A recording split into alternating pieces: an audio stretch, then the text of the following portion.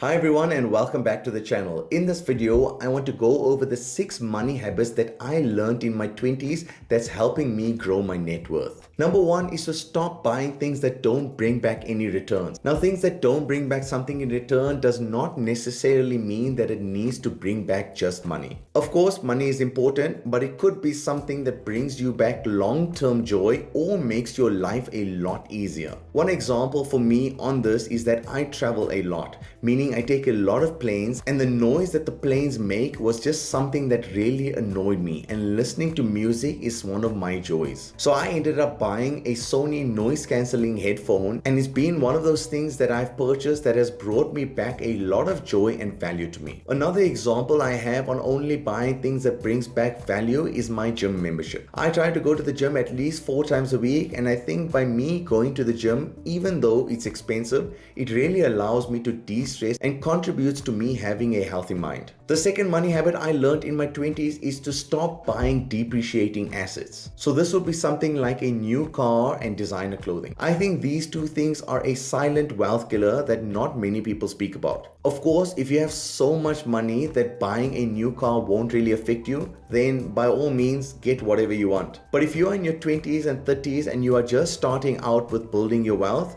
buying a new car and designer clothing is just one of the worst decisions you can make. In my opinion, buying either of these two things when you can't afford it is only done for one reason, and that's to show off. And that's just something not worth doing, as you are not helping your future self by doing this. Let me prove this to you with the help of an example. When purchasing a vehicle valued at $30,000 and an interest rate of 4%, which you can only get if you have a good credit score, with a 10% down payment, you would look to pay almost $500 per month for 60 months. And that's not taking into consideration any of the sales, registration, and other fees. I will leave a link in the description box below for this calculator so you can play around with the numbers if you need to do so. Even though a vehicle is considered an asset, it's a depreciating asset, meaning it loses value over time. Within the first year of purchasing your new vehicle, it can lose 20% of its value, meaning that your car that you bought for $30,000 will be worth $24,000 in just 365 days. After the first year, it loses around 15% per year for the next couple of years. This effectively means that after your first year of having the vehicle, you'll be paying for a car worth $24,000, but you will still be paying for your full premium of $497. So what's the solution to this? When you're starting off with building your wealth, you should look to purchase cars that are around 4 to 6 years old so that you can get a reasonably newish car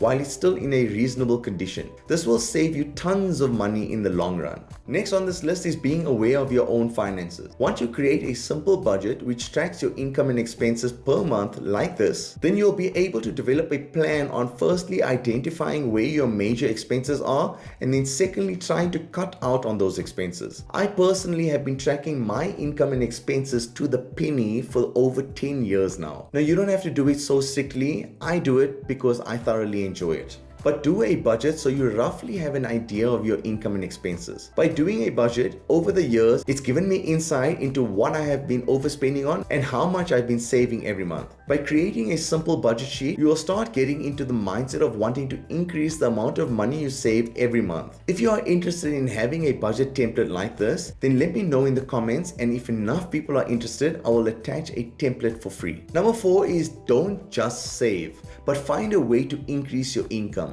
Being frugal and trying to save money is not the way to go. Just saving all the time and not enjoying your money is not the life I want to live. Besides, saving money has a cap to it. There's only so much money you can save per month. Making money and increasing your income is limitless. If we have learned anything from the last few years, is that relying on one source of income is extremely risky. The COVID pandemic caused millions of people from around the world to lose their job and having to significantly drop their standard of living. And not only do job cuts happen during a pandemic, but they happen every month, every year across the world. By having one source of income, you are one incident away from not having any income, which is something I learned at a very young age. You are putting your whole livelihood and financial responsibility responsibility into the hands of your employer, and this is an extremely risky position to be in. You need to have another source of income. A way to make some extra money on the side is to create a side hustle. An example of this could be to buy things on Facebook Marketplace that you know are undervalued and try to sell it for a profit. Or if you think you have a skill better than most people out there on something like, let's say, website development, you could create websites for small businesses for some money. Or if you're really good at maths, you could become a tutor for students. Or what a lot of people these days are doing is becoming an Uber driver after hours and earning some good extra cash. Or starting your very own YouTube channel and becoming a part-time YouTuber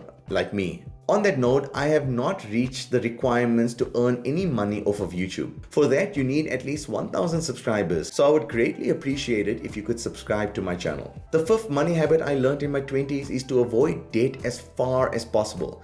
I personally don't have any debt aside from my apartment I live in. Now I know this is easier said than done. Many people have to take out a loan just to get an education. I think when you are starting out in life, you unfortunately don't have access to any funds, so getting a loan for education is almost a must. But let's assume you have a job and you are in debt. My suggestion would be to try to pay off all your small debt first. So this is something like your credit card debt, as these sort of debts, they charge you an arm and a leg in interest. The amount of interest you will pay on these will outweigh the amount you get in return on almost any investment out there. You should look to have a mentality of, if you cannot afford it with the money you have right now, then you cannot afford it. Now, even though I use my credit card to make payments for everything, at the end of the month after I get paid, I always make sure that I clear out my debt, and this can only be done if you know your finances well by having a budget sheet. And the reason why I purchase things on my credit card is to ensure that I have a good credit rating in the event I ever do need a loan. For instance, such as getting a home loan or business loan.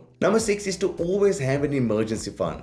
Now, as its name implies, I'm sure you already know what I'm referring to. However, I'm still mentioning it as most people in America do not have enough money in the emergency fund. Your emergency fund should have at least 3 to 6 months of your monthly expenses in it. It should be liquid money, meaning you can withdraw the funds within a day without incurring a cost on it. This means that if your monthly expenses are $1,500, you should look to save at least $4,500 in your emergency fund. And of course, this should only be used during an emergency. Ensuring that the emergency fund that you have is in a high yield savings account. This will ensure that you receive interest on it and it does not clash with your normal month-to-month checking account, as to avoid using money from your emergency fund. Have a look at this. 70% of Americans have less than $2,000 saved up. This means by you setting up your emergency fund with 3 to 6 months of your monthly expenses, you will already be in a better place financially than 70% of Americans. So those are just some of the money habits I learned in my 20s.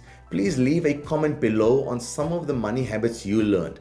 Whatever age you might be, it really doesn't matter. I think it's important to share these habits and to share financial knowledge. If you have liked this video, then you'll like my next video about index fund investing for beginners. Like and subscribe for more.